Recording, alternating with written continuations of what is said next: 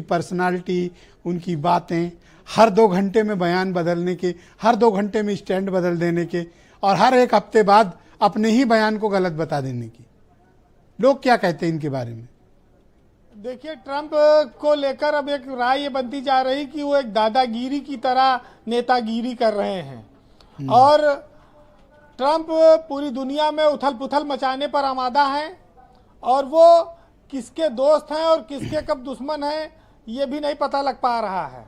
और उनके बयान जिस तरह से तेजी से बदलते हैं उससे ये जाता है कि वो भरोसेमंद साथी नहीं रह गए हैं, ना वो भरोसेमंद देश है, ना वो भरोसेमंद राजनयिक रह गए हैं। तो ये बहुत कठिन दौर है जब पूरी दुनिया में सबसे ताकतवर मुल्क का एक नेता, एक राष्ट्रपति इस तरह से जो है व्यवहार कर रहा है। ब्रजेश जी, जैसे अपने यहाँ होता है ना कि हाथी पागल हो जाए तो गोली मार दो, लेकिन अब चूंकि बड़े बड़े देश में नेता हैं उनका कोई कुछ नहीं कर सकता, लेकिन जब पाकिस्तान या पड़ोसी कोई पागल हो जाए तो उसको तो जरूर ये सबक सिखाना चाहिए। लेकिन जो ताकतवर लोग हैं वो इंसानी जिंदगियों के साथ इस तरह से खिलवाड़ कर रहे हैं पूरे दुनिया में, ये अपने आप में इसको रोकने की कोशिश होनी चाहिए। ट्रंप के फैसले युद्ध को भड़का रहे हैं, लोगों की जिंदगियों को नष्ट कर रहे हैं, जो सभ्यताएं हैं, जो इमारतें हैं, जो शहर हैं वो बर्बाद हो रहे हैं। इन चीज़ों पर उनको जनता ने इसलिए नहीं चुना था। वो दूसरे कार्यकाल में बड़ी उम्मीदों के साथ आए थे, लेकिन अपने 5 महीने के कार्यकाल में उन्होंने अस्थिर व्यवहार का प्रदर्शन किया है जिसका विरोध अमेरिका में भी हो रहा है।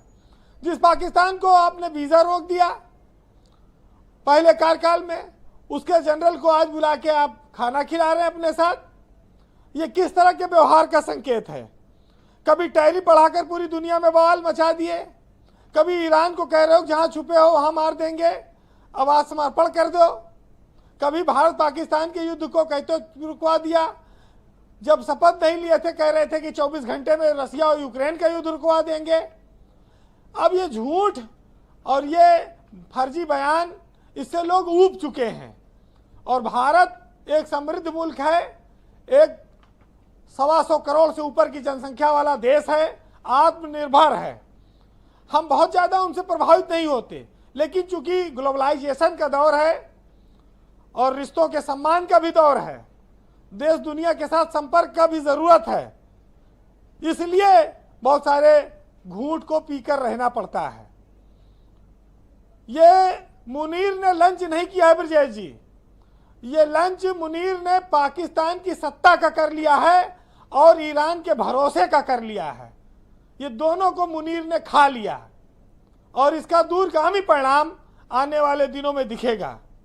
पाकिस्तान के लोकतंत्र की जो तौहीन आज डोनाल्ड ट्रंप ने की है, ऐसे में प्रधानमंत्री और राष्ट्रपति को तो पद से इस्तीफा दे देना चाहिए।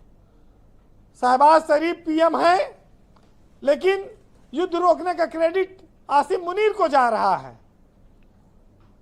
तो क्या यह साफ नहीं है कि पाकिस्तान को सरकार नहीं सेना चलाती है? अब तो ये बात साफ हो गई। जो देश भूखमरी झेल रहा हो, गरीबी झेल रहा हो, फटेहाल हो, कर्जे पर जिंदगी जी रहा हो, उसके नेता और सेना के अधिकारी लग्जरी जीवन शैली जीते हो, अरबों की संपत्तियां हैं, विदेशों में घूमते हो, ये पाकिस्तान की जनता को रौंद कर, उनके सपनों को कुचल कर बनाए गए जो महल हैं, ये मानवीय सभ्यता के खिलाफ है। डंडे के दम पर आप लोगों पर शासन कर सकते हैं, लेकिन फिर मानवीय उच्च मूल्यों के लिए आप प्रतिबद्ध नहीं है, ना आप उनकी बात कर सकते हैं, ना उनकी गुणवत्ता पर आपका कोई बयान हो सकता है। लोकतंत्र में ये इन सब चीजों के लिए ये दो अर्थी चरित्र है, इसके लिए कोई जगह नहीं है। जिस होटल में मुनीर ठहरे थे उसमें कहा गया ये कातिल ठहरा, हत्यारा ठहरा, पाकिस्तान के लोगों ने ही प्रदर्शन किया है जी। और वही मुनीर आज अमेरिका का पीठ पर अपने हाथ पाकर गदगद नजर आ रहे हैं। क्या ये जो मुलाकात हुई है ये कोई राजनीतिक तरीके से हुई या बिजनेस मैनों ने मुलाकात कराई? सलाहकारों ने, प्रभावशाली लोगों ने कराया है, एक इस तरह की चर्चा आ रही है। और जो सौदा किया है मुनीर ने, उसमें पाकिस्तान और ईरान दोनों शामिल है। और आपको बताऊं कि जी वीरेंद्र जी, देखिए, ट्रंप को ऐसा लगता है कि बहुत लंबे समय तक वो अपना कार्यकाल ये पूरा कर पाएंगे, इसमें थोड़ी आशंका है। हमारे यहाँ एक कहावत है ब्रजेश जी कि पासों का जो खेल है उसमें शकुनी अपने हरामीपन से चाहे भले जीत गया हो, लेकिन इतिहास आज भी उस पर थूकता है।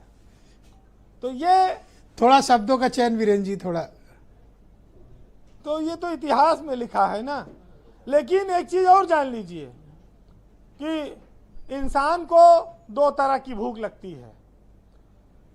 जो पेट की भूख होती है वो तो खाने से शांत हो जाती है, लेकिन जिसको विस्तारवादी भूख, दूसरों पर राज करने की भूख, दूसरों पर अत्याचार करने की भूख लग जाती है, तो वो लोगों के सामने झूठी कस्में खाता है, अपराधियों को भी सही साबित करता है, और फिर उसका हश्र आखिर में बड़ा बुरा होता है। जी, कंक्लूड। फिलहाल भारत और पाकिस्तान के बीच जो सरहदें हैं, जो स्थितियां हैं, आज तक सिंधु नदी का समझौता बहाल नहीं हुआ है। पाकिस्तान के हीरो भले असीम मुनीर को अमेरिका बता दे, लेकिन हम लोकतांत्रिक सरकार से ही बात करते हैं और लोकतंत्र को चाहते हैं कि मजबूत हो।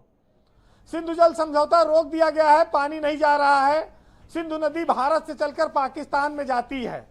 मुनव्वर राना साहब का एक बड़ा प्रसिद्ध शेर है, सुनिएगा, आपको मजा आएगा। इस तलखी के बीच बड़ी राहत देने वाली लाइनें हैं कि सिंधु सदियों से हमारे देश की पहचान है, और ये नदी गुजरे जहां से समझो हिंदुस्तान है।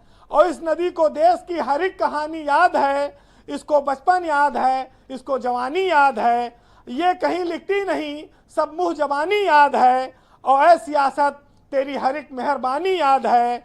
अब नदी को कौन बतलाए कि यह पाकिस्तान है, ये नदी गुजरे जहां से समझो हिंदुस्तान है। बहुत शुक्रिया वीरेंद्र जी। जब आप बोल रहे थे तो राजीव राय बड़े गौर से आपकी बात सुन रहे थे। बहुत शुक्रिया, धन्यवाद हमारे साथ जुड़ने के लिए और अपना फीडबैक, ऑब्जर्वेशंस हम तक पहुंचाने के लिए। बहनों भाइयों, क्विक राउंड है, सेकंड राउंड में शुरू करता हूं। राजीव राय समाजवादी पार्टी के मेंबर ऑफ पार्लियामेंट हैं।